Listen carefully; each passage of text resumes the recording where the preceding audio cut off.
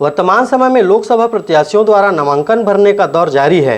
इसी कड़ी में गुरुवार को बिलासपुर लोकसभा के भाजपा प्रत्याशी अरुण साव द्वारा चुनावी रैली के माध्यम से अपना नामांकन दाखिल किया गया।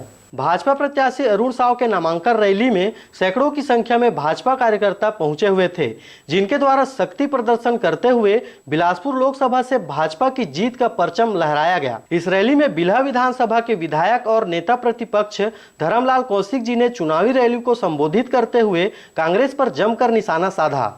अरुण साव के इस नामांकन रैली में मुख्य रूप से पूर्व मंत्री अमर अग्रवाल, भूपेन्द्र सवन्नी, मुंगेली विधायक पुन्नू लाल मोहले, बिलासपुर सांसद लखन लाल साहू, मसूरी विधायक कृष्णमूर्ति बांधी, बेलतरा विधायक रजनीश सिंह, हर्षिता पांडे, राजू सिंह छत्री, विक्रम मोहले, चोवादास खांडेकर, पूर्व विधायक तोखन साहू एवं बिलासपुर लोकसभा क्षेत्र कार्यकर्ता के साथ बिलासपुर विधानसभा के दिग्गज कार्यकर्ता शामिल रहे एवं बिलासपुर लोकसभा क्षेत्र के कार्यकर्ता के साथ बिल्हा विधानसभा के दिग्गज कार्यकर्ता शामिल रहे।